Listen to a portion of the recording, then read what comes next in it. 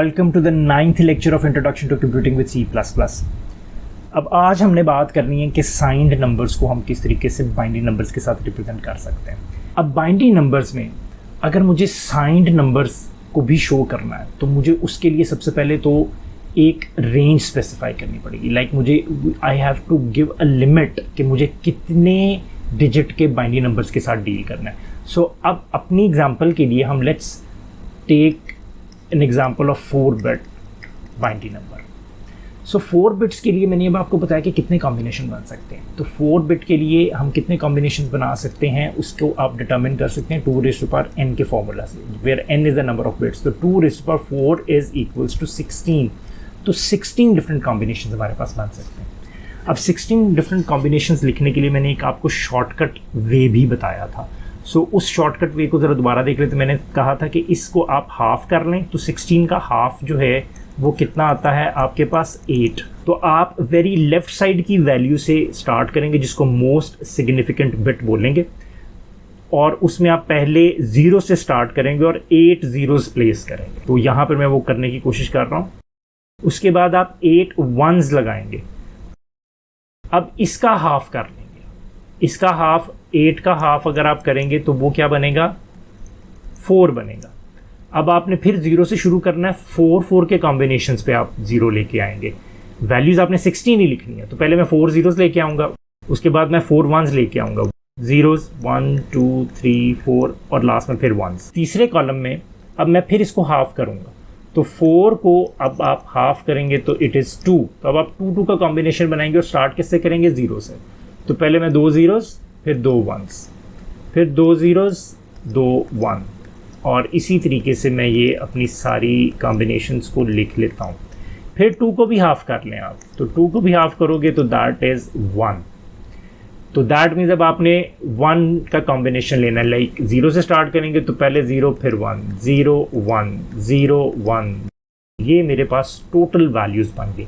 Binary में भी अगर आप इसको गौर करें ना तो ये मेरे पास बेसिकली 4 बिट के अंदर ये 0 लिखा हुआ है, ये 1 लिखा हुआ है, ये 2 3 4, ये 5 6 7 8 9 10 11 12 13 14 और ये 15 है। तो ये तो मेरे पास अगर मैं वैसे 0 से 15 तक मैं रिप्रेजेंट करना चाहूँ, 4 बिट मुझे मैक्सिमम चाहिए, तो मैं अपने बाइनरी नंबर्स को उसमें रख सकता हूँ। लेकिन अब मैं साइंड नंबर्स की तरफ जाना चाहता हूँ। मुझे क्या करना है कि मुझे नेगेटिव वैल्यूज़ भी शो करनी है। तो उस काम के लिए मुझे ये करना होगा कि इनमें से जो सबसे लेफ़्ट साइड वाला कॉलम है, या जिसको मोस्ट सिग्निफिकेंट बिट भी कहते हैं, ये हमारी MSB या मोस्ट सिग्निफिकेंट बिट कहलाएगी। तो जो मोस्ट सिग्निफिकेंट बिट है ना, अगर तो वो 0 होगी तो हमारा नंबर जो है हम उसको पॉजिटिव कंसिडर करेंगे, और अगर हमारी जो मोस्ट सिग्निफिकेंट बिट है ये 1 होगी तो हम अपने नंबर को नेगेटिव कंसिडर करेंगे। तो अब आप देख सकते हैं कि यहाँ पे क्लियर कट यहाँ पे एक डिवाइड आ गया है यहाँ पे, क्योंकि ये वाले सारे नंबर हमारे पास अब पॉजिटिव बन गए हैं। यहाँ से ये जो नंबर्स हैं ये सारे पॉजिटिव बन गए, और ये सारे नंबर्स जो हैं ये नेगेटिव बन गए। लेकिन अभी भी एक कन्फ्यूजन है। पॉजिटिव नंबर्स की अगर बात करें तो इनकी मैग्नीट्यूड तो सेम है। लाइक ये 1 का है, ये 2 बाइनरी में कन्वर्ट करें, 3 4 5 6 7, ये तो एज इट इज़ है। कि लेट्स सपोज कि मैं अपने इस नंबर का कॉम्प्लीमेंट ले लूँ तो क्या होगा, क्योंकि आपने देखा था कि subtraction can be done using addition, लेकिन उसमें हमें कॉम्प्लीमेंट्स यूज़ करने पड़ते हैं। तो कॉम्प्लीमेंट्स का मेथड आपको क्या मैंने बताया था कि दो तरीक़ों से हम ले सकते थे। तो एक तो तरीका ये था कि ये वैल्यू जो है मैं इसको वंस में से सब्ट्रैक्ट कर लूँ, तो ये बन जाता है 0 1 1 1, और फिर इसके साइड पे मैं यहाँ पे 1 ऐड कर लूँ तो ये बन जाता था 1 1 1 1। तो ये मेरे पास 2's कॉम्प्लीमेंट आ गया। या दूसरा तरीका मेरे पास क्या था कि मैं यहाँ से स्टार्ट करूँगा राइट साइड से, और पहली नॉन ज़ीरो वैल्यू जो ही मुझे मिली उसको मैं 2 में से सब्ट्रैक्ट करूँगा, रिमेनिंग वैल्यूज़ को मैं 1 में से सब्ट्रैक्ट करूँगा। तो ये मेरे पास देखो 1 1 1 1, तो ये मेरे पास 2's कॉम्प्लीमेंट आ गया। तो अब आपने देख लिया कि इस वैल्यू का ये है 2's कॉम्प्लीमेंट। ये आप देख सकते हैं कि यहाँ पे भी ये इस वैल्यू का मेरे पास ये 2's कॉम्प्लीमेंट आ गया। इस कॉम्प्लीमेंट के अंदर मुझे बेसिकली नेगेटिव वैल्यूज़ को लेना है। असल में बात मैं आपको ये बताना चाह रहा था, इसको थोड़ा सा मैं एक और तरीके से आपको कैलकुलेट अप करके दिखाता हूँ। सारे हम 2's के कॉम्प्लीमेंट्स को अब हम लेके देख। अच्छा, 4 बिट के साइंड नंबर्स में अब मुझे थोड़ा सा कॉम्प्लीमेंट्स को अंडरस्टैंड करना है, तो उसके लिए मैं यहाँ पे आपको सारे के सारे कॉम्प्लीमेंट्स ज़रा दिखाता हूँ कि उसका क्या मतलब है। तो यहाँ पे टोटल बॉक्सेस अगर आप गौर करें मेरे पास कितने हैं, स्टार्टिंग फ्रॉम हेयर मेरे पास यहाँ पर 16 डिफरेंट बॉक्सेस हैं। ये कॉन्सेप्ट बहुत इंपॉर्टेंट है।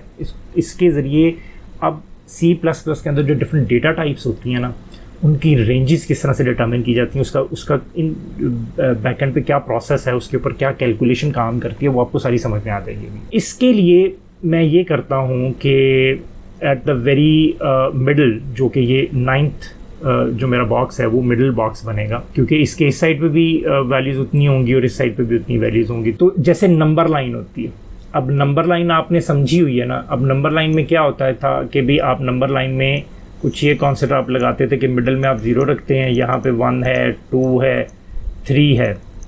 सिमिलरली इस साइड पे -1 है, -2 है, -3 एंड सो ऑन। तो ये आपके पास एक नंबर लाइन है। तो मैं वही number line in terms of this binary system अब थोड़ा सा आपको दिखाने की कोशिश करता हूँ। तो मिडिल में हम ले लेते हैं जी 0 को। ये मेरे पास आ गया 0 0 0 0 और अब आपने ये है मेरे पास वैल्यू 0।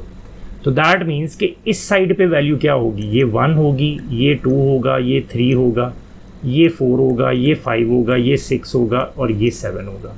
तो क्विकली इनके कॉम्बिनेशन तो बहुत ईजी हैं। तो 4 बिट में मैंने अभी जैसे कि देखा, ये मेरे पास ये बनता है और ये मेरे पास 1 0 आ जाएगा, 3 जो है 1 1 होता है, ये 4 जो है 1 0 0 हो जाएगा, 5 जो है 1 0 1 है और 0 1 1 0 और 0 1 1 1। तो ये मेरे पास सारे पॉजिटिव नंबर्स आ गए इस साइड पे। अब दूसरी साइड पे मैंने क्या करना, यहाँ पे आपने देखना है कि मैंने -1 बनाना है, फिर -2 -3 -4 -5 6 एंड 7, ये 7 और ये मेरे पास 8 है। अच्छा, अब इसके लिए मैं क्या करूँगा, इसका सबसे पहले इसका मैं 2's कॉम्प्लीमेंट लूँगा, क्योंकि हमने देखा था कि भाई इस वैल्यू का, एक पॉजिटिव वैल्यू का अगर मैं 2's कॉम्प्लीमेंट ले लूँ तो उसका नेगेटिव वर्जन आ जाता है, या हमने बेसिकली यूँ देखा था कि नेगेटिव वैल्यू का अगर मैं 2's कॉम्प्लीमेंट लूँ तो उसका पॉजिटिव वर्जन आ जाता है, कि जिसको ऐड करने से वही नेगेटिव इफेक्ट आएगा। तो बेसिकली इस वजह से मैंने ये कॉम्बिनेशंस देखने। इसका जो कॉम्प्लीमेंट है, अब मैं शॉर्टकट मेथड से क्विकली इसकी कॉम्प्लीमेंट को कैलकुलेट करूँगा। तो पहली नॉन ज़ीरो वैल्यू मेरे पास 1 है, तो इसको मैं 2 में से माइनस करूँगा तो मेरे पास आ जाएगा 1। ये मेरे पास आ गया 1। बाकियों सबको मैंने 1 में से माइनस करना है, 3 0 तो 1 1 1 मेरे पास आ गया। तो आपने देख लिया, मैंने इसका 2's कॉम्प्लीमेंट ले लिया। तो अब अगर मैं इसका 2's कॉम्प्लीमेंट लूँगा तो वो 1 आ जाएगा मेरे पास। तो यहाँ पे आप देख भी सकते हैं कि ये इसकी मोस्ट सिग्निफिकेंट बिट जो है वो 1 हो गई है। तो -1 बाइनरी में हम साइंड वैल्यूज़ में उसको लिखेंगे ये टेट्रा 1 की शेप में 4 बिट्स के अंदर। तो अब 2 की बात कर लें कि 1 को मैं ऑलरेडी डिस्कस कर चुका हूँ। अब 2 को देखते हैं कि इसका मेरे पास 2's कॉम्प्लीमेंट क्या निकलता है। 0 1 1 1, ये मैंने शॉर्टकट मेथड से निकाला कि राइट साइड से मैं चला, पहली नॉन ज़ीरो वैल्यू मिली, उसको 2 में से माइनस किया और बाकियों को मैंने 1 में से माइनस कर दिया, तो मेरे पास ये रिजल्ट आया। अब इसी तरीके से मैं इसको देखूंगा 3 को, तो पहली नॉन ज़ीरो वैल्यू मिली तो 1, बाकियों को 1 में से माइनस करना है, तो ये 0 1 1 मेरे पास आ जाएगा। इसी तरीके से इसको चेक कर लेते हैं, तो पहली नॉन ज़ीरो वैल्यू मुझे मिलेगी यहाँ पर और ये मेरे पास 1 आ जाएगा। फिर इस वैल्यू को कंसिडर कर लेते हैं -5 के लिए, पहली नॉन ज़ीरो वैल्यू मिली मुझे ये, और उसके बाद 1 - 0 किया तो 1, 1 - 1 किया तो 0, और 1 - 0 करेंगे तो 1। फिर मैं इस वैल्यू को कंसिडर करता हूँ तो 0 1 आ जाएगा, तो 1 - 1 0 एंड लास्ट वैल्यू भी 1 आ जाएगी। फिर मैं इस वैल्यू को कंसिडर करूँगा तो वो मेरे पास पहली वैल्यू तो 1 आ जाएगी, फिर 0 0 और 1 आ जाएगी। अब लास्ट वैल्यू को क्या करें, लास्ट वैल्यू जो हमारे पास एक कॉम्बिनेशन बच जाता है, अगर आप गौर करें तो ये बेसिकली सारे यही कॉम्बिनेशन है मेरे पास, ये जितने भी ये कॉम्बिनेशन हैं। तो जो लास्ट वाला एक कॉम्बिनेशन मेरे पास रह गया वो कौन सा रह गया, इसको अगर गौर करें, मैं इसको इसी फॉर्म में अगर मैं लिखूं कि पहले मेरे पास 1 था, तो यहाँ पे मैंने 1 के अगेंस्ट कौन सा कॉम्बिनेशन आप लिखा है, 1 के अगेंस्ट मैंने ये कॉम्बिनेशन लिखा। तो आप यहाँ पे देख सकते हैं कि ये वाला कॉम्बिनेशन बेसिकली 1 के अगेंस्ट लिखा, तो ये मेरे पास 1 1 1 1 था। अगला कॉम्बिनेशन आप रिवर्स में देख सकते हैं, ये अगला कॉम्बिनेशन मेरे पास 1 1 1 0 था, फिर अगला 1 1 0 1 ये वाला आ जाता है, 1 1 0 1 वाला आ जाता है, फिर 1 1 0 0 ये फोर्थ वाला, 1 1 0 0 अगला कौन सा आ जाता है, 1 0 1 1 1 0 1 1, फिर 1 0 1 0 ये आप देख सकते हैं 1 0 1 0, फिर उसके बाद आ जाता है 1 0 0 1, और लास्ट में मेरे पास जो रह गया वो ये वाली वैल्यू रह गई है। अब 4 बिट्स के अंदर मैं बेसिकली इसको रिप्रेजेंट नहीं कर सकता एज अ साइंड वैल्यू, क्योंकि इसका जो अगर मैं 2's कॉम्प्लीमेंट लेता हूँ 1 0 0 0 का 2's कॉम्प्लीमेंट में लेता हूँ तो क्या वैल्यू बनती है। 4 बिट्स के अंदर रहते हुए इसका मैं 2's कॉम्प्लीमेंट लेता हूँ तो इधर से शुरू करूँगा, पहली नॉन ज़ीरो वैल्यू तो ये बनती है, तो इसी को मैं 2 में से माइनस करूँगा, रिमेनिंग वैल्यू है कोई नहीं, तो ये 1 0 0 0 तो वही वैल्यू रहेगी। तो इट डजंट मेक सेंस। तो इसके लिए मुझे हायर नंबर ऑफ बिट्स के ऊपर जाना पड़ेगा, तो लिहाजा मैं इसको तो मैं इसमें कंसिडर नहीं करूँगा।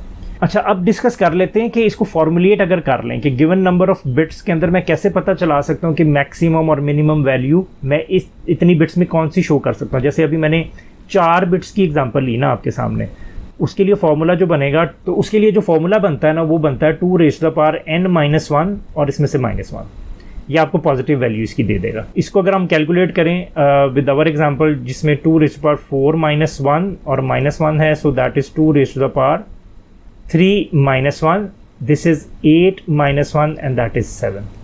तो मैक्सिमम वैल्यू आपने इसकी देख ली जो कि मैं रिप्रेजेंट कर सकता हूँ, जहाँ पे आपने देखी भी कि वो 7 है। अब ये मैंने देखा अगर मेरे पास साइंड नंबर, जब आप C++ में कोड करेंगे वेरिएबल्स को जब हम डिक्लेयर करते हैं ना, जिस वेरिएबल्स को हम आगे चल के देखेंगे, तो हमारे पास ये ऑप्शन होता है कि हम उसको साइंड भी डिक्लेयर कर सकते हैं और अनसाइंड भी डिक्लेयर कर सकते हैं। तो मेमोरी को बड़ा आप ऑप्टिमाइज वे में इस तरीके से यूज़ कर सकते हैं। लेट्स सपोज अगर आपका ऐसा सिनेरियो है कि आपने नेगेटिव नंबर के साथ डील ही नहीं करना, तो आप एक्स्ट्रा स्पेस बचा सकते हैं, आप इसको अनसाइंड नंबर के तौर पर भी तो ट्रीट कर सकते हैं। अब अनसाइंड में क्या होगा कि आप बेसिकली मैक्सिमम जो आपने वैल्यू रिप्रेजेंट करनी है, तो वो आपको पता है कि ये वाला कॉम्बिनेशन अगर जो हम देखें तो ये 4 बिट के अंदर, अब क्योंकि ये अब हमने ये चीज़ ख़त्म कर दी कि जी मोस्ट सिग्निफिकेंट बिट या 0 हो या 1 हो तो हम उसको नेगेटिव या पॉजिटिव कंसिडर करेंगे, क्योंकि हम सिर्फ हम ले ही अनसाइंड वैल्यूज़ करें। तो 4 बिट्स के अंदर जो टोटल नंबर ऑफ डिजिट्स हैं वो 16 आ जाते हैं। तो अगर मैं 2 raised to the power 4 लेता अपने इस एग्जांपल में, तो वो मेरे पास 16 आ जाना था। तो ये तो वो टोटल कॉम्बिनेशंस भी आगे कितनी वैल्यूज उसमें रिप्रेजेंट कर सकता था। और अगर मैंने देखना है कि मैक्सिमम वैल्यूज में मैं कौन सी दे सकता हूँ, तो वो उसमें से मैं -1 करता हूँ, तो वो 15 है जो मैक्सिमम वैल्यू में इसमें रिप्रेजेंट कर सकता हूँ। जेनेरिक वे में ये बन जाएगा 2 raised to the power n और यहाँ पे -1। सो अब आपने देख लिया कि ये फार्मूला मैक्सिमम वैल्यू बताएगा in case of unsigned numbers, और ये वाला फार्मूला आपको मैक्सिमम वैल्यू दे देगा in case of signed numbers. अब जैसे कि आप लोगों ने पढ़ा होगा कि हमारे पास ये हमने 4 बिट्स की एग्जांपल ली थी, तो 8 बिट्स की एक बाइट होती है। 8 bits is equals to 1 byte. तो नॉर्मली अगर 8 बिट्स के अंदर मैंने इंटीजर वैल्यूज़ को रखना है और साइंड की ही बात कर लें, तो वो कितनी वैल्यूज़ होंगी। तो अब आप इसकी कॉम्बिनेशंस को आप यूँ चेक कर सकते हैं कि 2 raised to the power 8 signed के लिए ये -1 और मैक्सिमम वैल्यूज़ में मैं क्या रख सकता हूँ, तो ये 2 raised to the power 7 -1 बनेगी, तो ये बनेगी 127। तो this is the maximum value. तो जो रेंज अब हमारी बन रही है वो क्या बन रही है, -128 to 127, ये वो रेंज है डिफरेंट वैल्यूज़ की। क्योंकि मैं अगर इसमें टोटल वैल्यूज़ कितनी कॉम्बिनेशंस में कितने रख सकता हूँ, वो basically 2 raised to the power 8 है, जो कि 256 डिफरेंट कॉम्बिनेशंस बनते हैं। C++ में नॉर्मली जो इंटीजर होता है आपके पास वो 4 बाइट्स तक होता है, तो अब आप उसकी भी कैलकुलेशन कर सकते हैं। एक वर्ड जो होता है वो 2 बाइट्स का होता है, तो सेम तरीके से आप उसकी भी कैलकुलेशन कर सकते हैं। तो अब आपको पता ये चल जाएगा कि जब आप डेटा टाइप डिफ़ाइन करेंगे तो डेटा टाइप के पीछे उसकी रेंज किस तरीके से बैकएंड पे डिटरमिन होती है कि ये मैक्सिमम वैल्यू इसमें कितनी स्टोर हो सकती है, मिनिमम वैल्यू इसमें कितनी स्टोर हो सकती है। तो वो सारी चीज़ें अब आप इजीली अंडरस्टैंड कर सकते हैं। हैविंग सेड दैट, आज की वीडियो में इतना ही। सो मिलते हैं अगली वीडियो में।